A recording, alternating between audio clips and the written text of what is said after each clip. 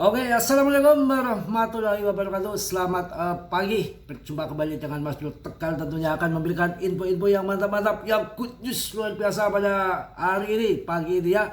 Cuan, cuan, cuan, pasti Anda bahagia semua. Cuan, Anda udah cuan, pasti, jangan bohong ya, pasti cuan. Masuk gabung, masuk gabung. Waduh, gimana urusannya ini?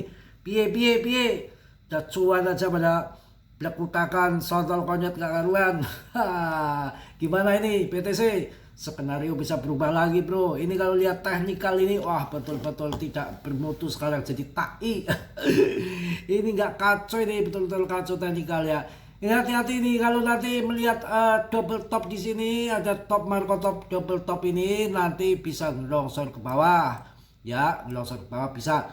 Tapi kemungkinan kecil. Nanti ada berita yang jelas masalahnya nih. 1 miliar US dollar perdagangan volume satu harian. Wow, wow, wow, wow, wow, wow. Luar biasa. Itu uang gede bro. Sekarang lihat 1 juta US dollar aja pusing ada lihat, yang hitungnya 1 bulan nggak selesai. Ini 1 miliar US dollar bro. Makanya ini momen-momen seperti ini, ketika turun dikit tidak ada momen untuk TP. Turun kok TP Mas Bro, konyol. Ya bener memang, iya kan? Turun itu waktunya serok. Turun serok, turun serok ya. Minum dulu. Kos-kosan juga gue.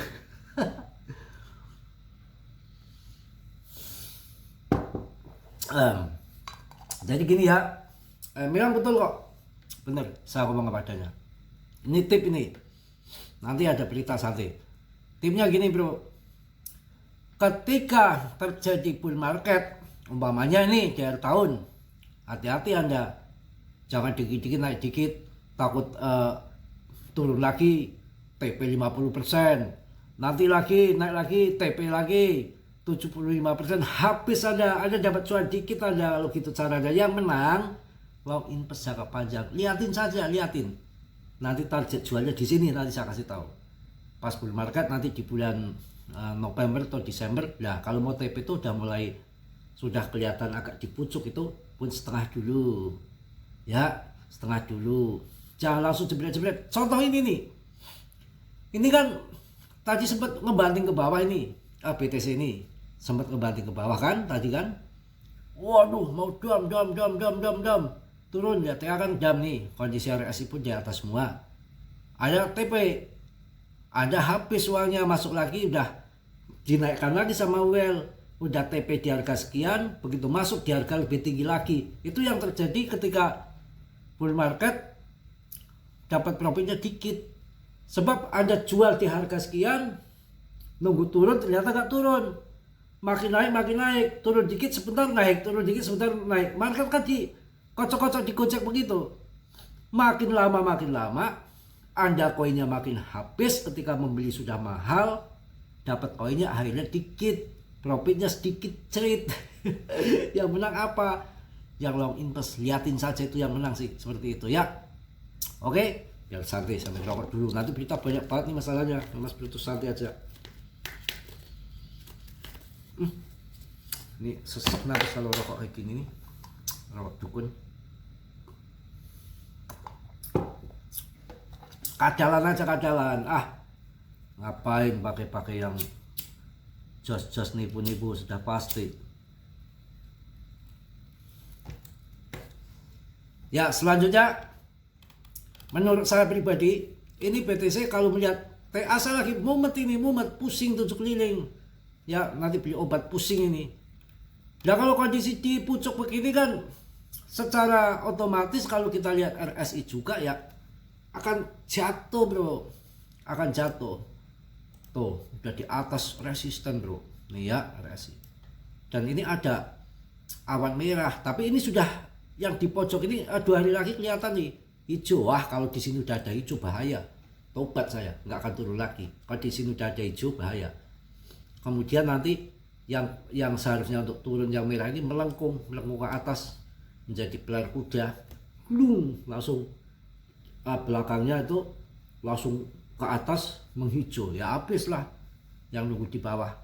Ya, ini untuk BTC TA lagi kacau. Kalau kondisi gini waktunya TP. Tapi kalau nanti TP diangkat lagi sama dia, ini skenario gini bro. Well ini gojek kita di saat kita TA-nya nih menunjukkan double pop. Trader di seluruh dunia tuh turun ini turun. Pasang short semua. Tiba-tiba well buandar ngangkat harga, kena liquid jengking kita, tahu-tahu terbang. Dan di saat nanti bull market yang akan datang juga kemungkinan sama. Wah ini 1M nih, waktunya TP ini udah jual banyak ini. Pas di TP 1M turun dikit, seret diserok sama dia, hantam lagi sama well, ruang ke atas jadi 1,5 M. Anda masuk udah 1,5 M, jualan 1 M masuk di 1,5 M. Itu ilmu dari mana? Makanya yang punya BTC sekarang dimin aja. Ini kelihatannya akan diangkat 2 M lebih bro ke depan. Ini belum seberapa, dana institusi belum masuk, print money belum, pemangkasan suku bunga belum. Itu pun satu hari sudah 1 miliar US dollar tuh. Gila. Ya, untuk TA lagi pakai I, kita lihat berita aja mirip-mirip sama semalam biar barangkali yang belum tahu ya. Wah gila. ETF Bitcoin catat volume perdagangan harian lebih dari 1 miliar US dollar. Lihat sendiri tuh. Apa yang akan terjadi? Turun? Wah jauh. Secara fundamental nggak bisa turun. Secara TA waktunya turun. TA 30%, fundamental lebih besar. Apa artinya? Turun serok, turun serok. Ini pasti akan ke situ arahnya. Tahun 2021 di kuartal akhir pertama itu di bulan 3 harusnya molor sampai April. April itu terbuang tinggi sampai tinggi pokoknya hampir 1 M BTC. Tang bulan Mei Givat Elon jual BTC-nya tang ke bawah. Akhirnya apa? Turun sampai sideways sampai Agustus pertengahan ngebul lagi sampai akhir tahun. Tapi ini skenario ini kayaknya nggak berlaku bro. Karena apa? Satu, ada pemangkasan suku bunga halving BTC yang lebih gila lagi. ETF support ETH juga akan terjadi di bulan 4. Jadi ETF support BTC, ETF support sama ETH.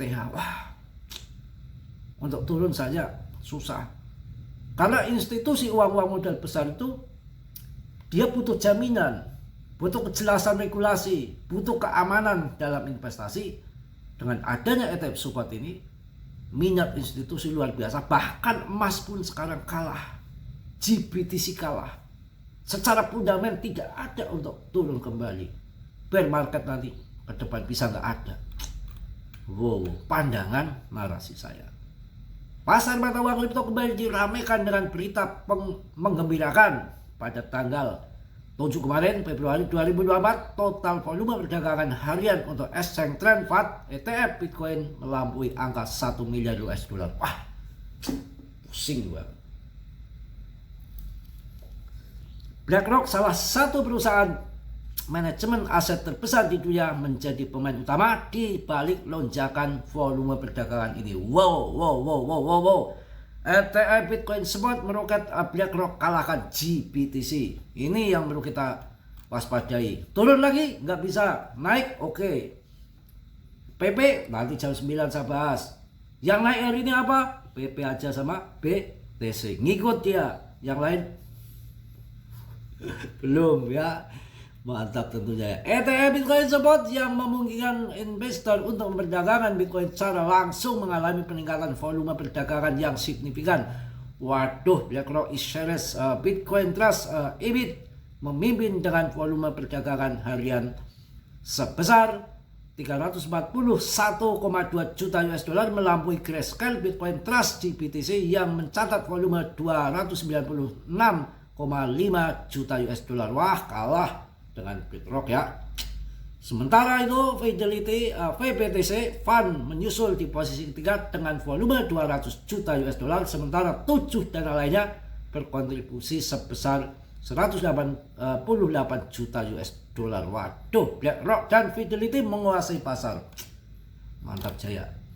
Cukup, kita langsung untuk berita selanjutnya. Berita itu penting. Orang Jepang tuh pintar karena berita. Ya mau aja baca buku dulu.